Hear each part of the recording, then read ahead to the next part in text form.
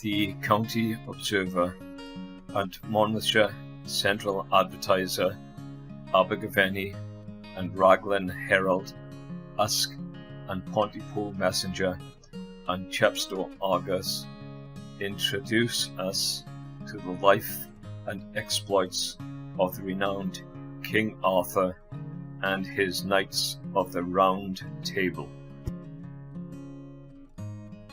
Chapter 5. Since they are tumultuous, let them be tempered, yet not roughly, till necessity enforce it. Byron. Our land's first legends, love and knightly deeds, and wondrous Merlin and his wandering king, the triple labours and the glorious meads, sought in the world of fableland, I sing. Go forth, O song, amidst the banks of old, and glide translucent over sands of gold. Lord Lytton. Dissatisfaction of the nobles, the struggles for the Pendragonship, the edict of the Archbishop for the knights to assemble in London, the miracle of the sword, joy of the populace at the prospect of the election of the Pendragonship of England, Sir Kay and Arthur journey towards the tournament. For a long season the land had been in great disquietude, for every lord and baron sought to obtain possessions by might, and the Saxons, growing more daring, wasted and overran every town and village. The chief lords and princes, many of whom had heard King Uther speak before his death, and call his son Arthur his successor, were much amazed and doubted, and straightway set about raising armed men and multitudes of followers, each one determined to gain the crown for himself. For they said in their hearts, if there be such a son at all, he of whom this wizard forced the king to speak is but a beardless boy, and shall we be ruled by him? When Merlin found so much discontent and rivalry prevail, he went to the Archbishop of Canterbury and counselled with him, and advised him to send an edict to all the lords of the realm, knights and gentlemen at arms, to assemble in London under pain of cursing, that they might learn the will of heaven as to who should be the king. This the Archbishop did, and upon Christmas Eve the greatest princes, lords, barons, and knights met together in London, and long before day they prayed in St. Paul's Church and besought heaven for a sign who should be lawful king of all the realm. And when matins and the first mass were done, there was seen in the churchyard, set straightways before the doorway of the church, a huge square stone, whereon was an anvil with a naked sword stuck in the midst of it, and on the stone was written in letters of gold, whoso pulleth out the sword from this stone is born the rightful King of England. Then the people marvelled and told it to the Archbishop, and when Mass was over, the princes, nobles, and knights ran out eagerly from the church to see the stone and sword, and it was forthwith decreed that whoso should pull out the sword should be acknowledged straightway King of England. The bells from every steeple in London clanged merrily, gaudy banners floated in the wintry air, and the trumpets loudly sounded. The multitude assembled, and with shouts rent the air, was the neighing of steeds, the measured tramp of the men-at-arms, and the songs of bards and minstrels produced deafening sounds of excitement and joy.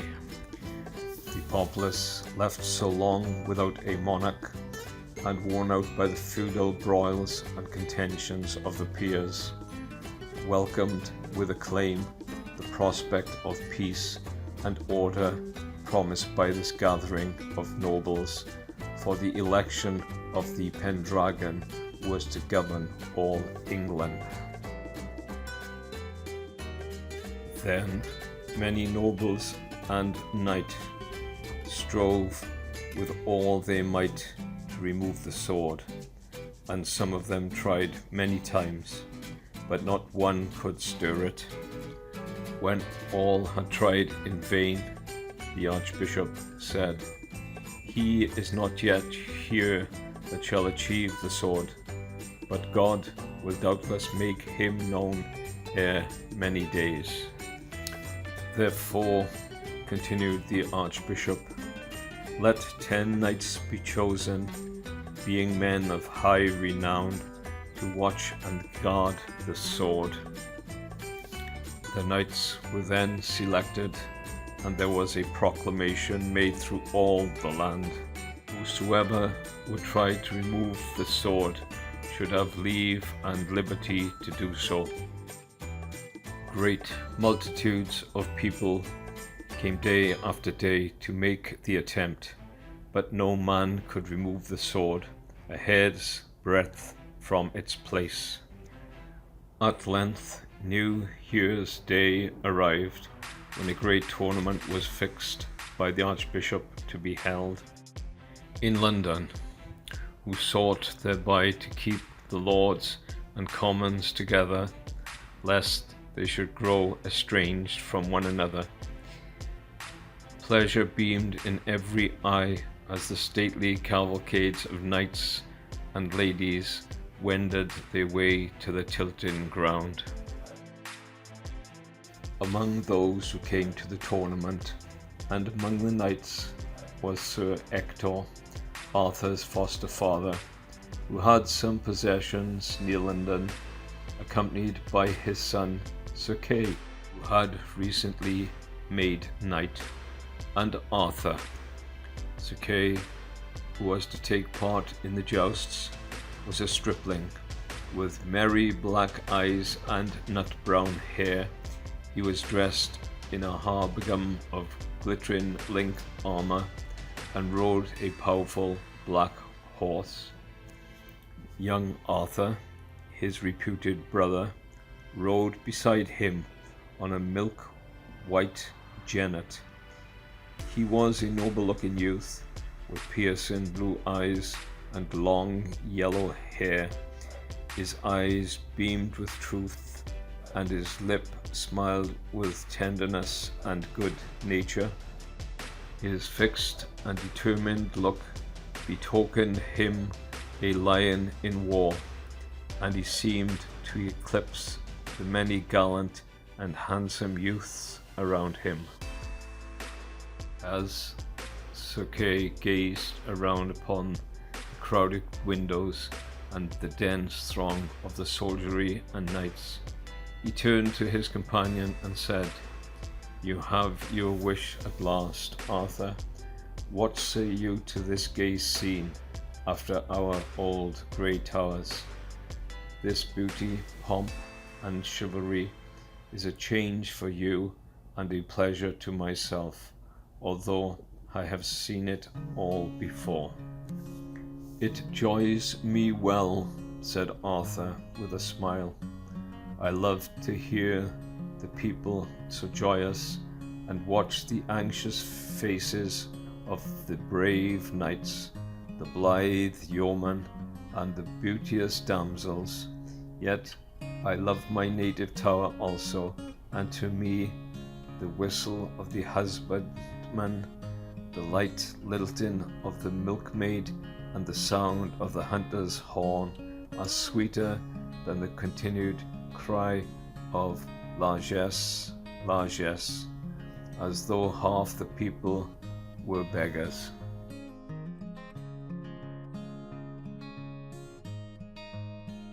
Largesse was a demand or cry for hansel or drink money, for which the poor were in the habit of assailing the nobility when they rode abroad in state. I cannot say so, said Sir Kay. We who are of gentle blood are the dispensers of our substance among the poor, who respect us for our bounty, and you, heaven knows, are generous enough. For some time they rode on in silence.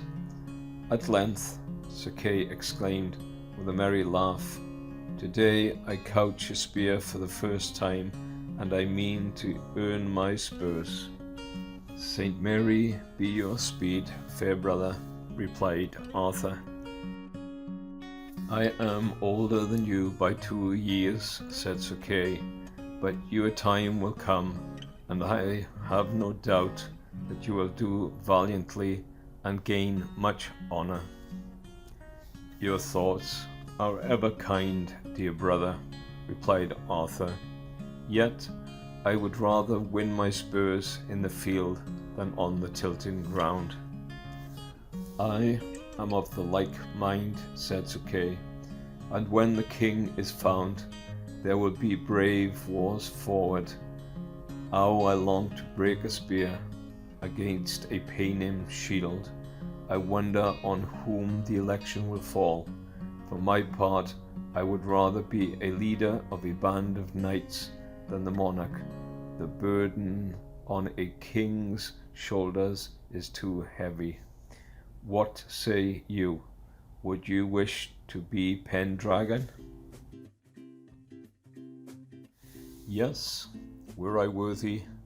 By St. George, methinks it were a noble thing to be ruler of a mighty people, the shepherd of a countless multitude, in war to shed one's lifeblood for the flock, in peace to walk through golden harvest fields and pleasant villages, and note the contented and happy husbandman pursuing his healthful labor, or returned to his village home, to see the richly laden argosies float grandly into prosperous havens, to know that honor and security reigns throughout the land, and to feel the high glory swelling in the heart, the consciousness of being the chosen instrument for the spread of heaven's blessings amongst a grateful nation, and be the king of men in heart and mind and might," cried Arthur with enthusiasm. Sir Kay was surprised to hear his brother speak thus, and exclaimed, "Why, Arthur, you talk so strangely. This is mere prompting of boyish vain glory." "Have I not said," replied Arthur, "I am not worthy? Were it otherwise, I would be crowned or uncrowned ever a king of men." They now halted at an encampment of rich pavilions near the list where the tournament was to be held, and Sir Kay and Arthur dismounted from their steeds and entered a tent, the former to hooray himself for the mimic battle, and the latter to assist his brother in putting on his armor. All around was excitement and confusion. Armor of all kinds for men and horses lay strewed upon the ground. The visored bassinet worn in war, the crested helmet for the tournament.